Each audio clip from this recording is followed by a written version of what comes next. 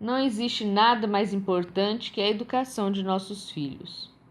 Nós, pais e professores, fizemos este vídeo para que vocês, pais e professores, possam entender o que são as bases curriculares comuns. Em primeiro lugar, vocês devem saber que a Constituição brasileira afirma, em seu artigo 205, que a educação é dever da família. Ainda mais, a Constituição também limita o papel do governo federal na educação. Ela afirma, em seu artigo 22, que em matéria de educação, cabe ao governo federal apenas fornecer as diretrizes e bases da educação nacional. E em seu artigo 210, um conteúdo mínimo para o ensino fundamental. O restante da educação cabe aos diversos sistemas estaduais de ensino e às próprias famílias. E não é só isso. A Lei de Diretrizes e Bases da Educação, em seu artigo 15, preceitua que as escolas sejam assegurados progressivos graus de autonomia, não só administrativa, mas também pedagógica. Em 1998, logo após a aprovação da Lei de Diretrizes e Bases, o Conselho Nacional de Educação debateu o significado dessas expressões. A Câmara de Educação Básica interpretou essas expressões e publicou o parecer técnico número 15 de 1998. O Ministério da Educação assim explicou o que estes termos queriam significar. Diretriz é a linha de orientação, norma de conduta. Base é a superfície de apoio, fundamento. A diretriz indica a direção geral a seguir, não as coisas miúdas do caminho. A base significa o alicerce do edifício, não o próprio edifício que sobre o alicerce será construído. Assim entendidos estes termos, as diretrizes e bases devem conter apenas preceitos genéricos e fundamentais. Quanto à autonomia das escolas, isto é mais que uma diretriz, é um mandamento da lei. Mas agora, contrariamente ao que afirma a Constituição, a Lei de Diretrizes e Bases e a interpretação oficial constante do Ministério da Educação, o governo brasileiro resolveu copiar o mesmo modelo que está sendo imposto nos Estados Unidos. O governo brasileiro está elaborando uma gigantesca e detalhadíssima Base Nacional Comum Curricular. E será ela quem irá decidir, e não mais os estados ou as famílias, o que os alunos irão estudar em todo o Brasil, sobre português, matemática, inglês, artes, geografia, história, ciências, física, química, biologia, etc.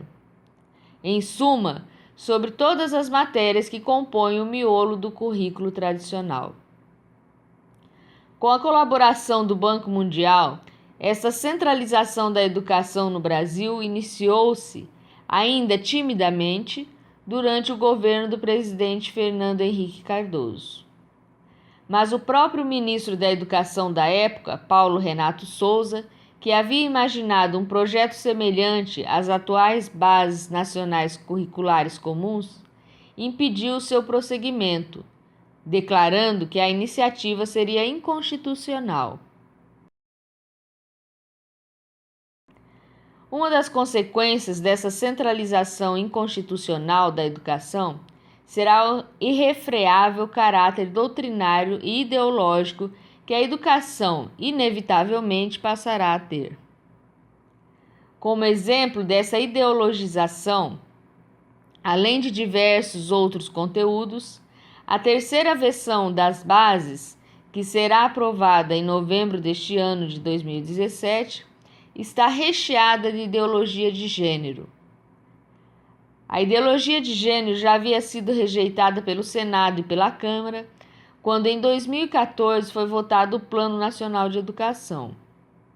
Depois, quando em 2015 foram votados os planos municipais de educação em todo o país, ela foi novamente rejeitada pelos quase 6.000 municípios brasileiros. agora foi reintroduzida pelo MEC na Base Nacional Comum Curricular. Se as famílias não concordarem com este conteúdo ideológico, daqui em diante, elas não terão mais o direito de decidir sobre o que será ensinado aos seus filhos. O governo federal terá tomado a última palavra e o lugar dos pais no que diz respeito à educação de seus filhos. Entre as inúmeras citações à ideologia de gênero presentes na base, fica estabelecido na página 19 da terceira versão que entre as competências gerais da base deverá figurar o exercício da valorização da diversidade, da identidade e do gênero. Na página 165, a base exige que os professores de artes problematizem nas experiências vividas em aula as questões de gênero, corpo e sexualidade.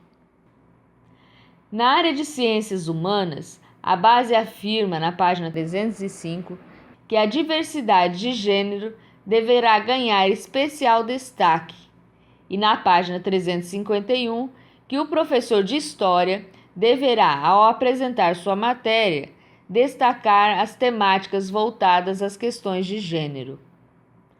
Um processo semelhante de centralização e ideologização do ensino está ocorrendo também nos Estados Unidos, de onde ele está sendo copiado para o Brasil. Assista a seguir alguns vídeos sobre a educação e as mudanças nas bases curriculares comuns americanas e você poderá entender de onde está vindo a ideologização infiltrada no sistema educacional brasileiro.